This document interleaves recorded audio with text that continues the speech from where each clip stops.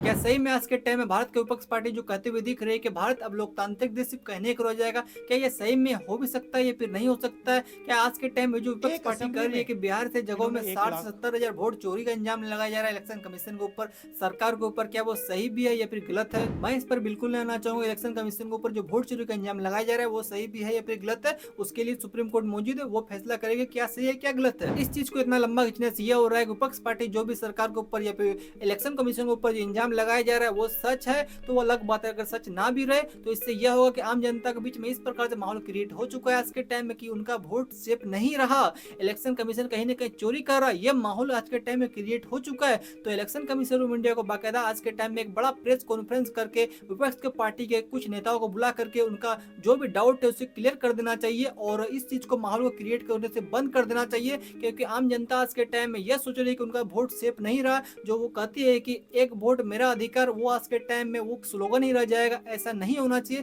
भारत एक बहुत बड़ा लोकतांत्रिक देश है, लोकतांत्रिक देश का एक सबसे बड़ा महत्व उनका एक आम जनता का एक वोट है। अगर वोट के साथ कोई खिलवाड़ हो रहा है तो अगर वो सही होता हुआ दिखे तो एक बहुत बड़ा मामला है और इस चीज को बहुत जल्दी सॉल्यूशन करने का सरकार को, सुप्रीम कोर्ट को, इलेक्शन कमीशन ऑफ इंडिया को और विपक्ष को सभी को मिलकर इस चीज को सॉल्यूशन कर देना चाहिए, क्योंकि आम जनता के ऊपर कहीं ना कहीं एक गलत संदेश पहुंच रहा है। मैं देश के उन सभी आम जनता से ये कहना चाहूंगा, ना ही आप आंख बंद करके विश्वास करें जो सत्ता में बैठी हुई सरकारें हैं, ना ही आप आंख बंद करके विश्वास करें जो विपक्ष में बैठी सरकारें हैं। आप किन्हीं के ऊपर आंख बंद करके विश्वास नहीं करें, क्योंकि आपका वोट अगर कोई एक पार्टी सरकार चोरी करती है तो आने वाले सभी सरकारें चोरी करते रह जाएगी। तो आप अपने वोट को सेफ रखें, अपने वोट को कहीं ना कहीं आप गलत तरीके से यूज ना करें, किसी भी एक बोतल दारू के लिए और किसी एक प्लेट खाने के लिए अपने वोट को ना बेचें। आपका वोट बहुत ही कीमती है। आज के टाइम में जो भारत का हालात हो चुका है, ऐसा नहीं है कि वो कोई एक सरकार आकर के सही कर सके, ऐसा नहीं है। अगर आप किसी ईमानदार नेता को वोट देंगे तो उससे सवाल कर पाएंगे। आप किसी नेता से आप वोट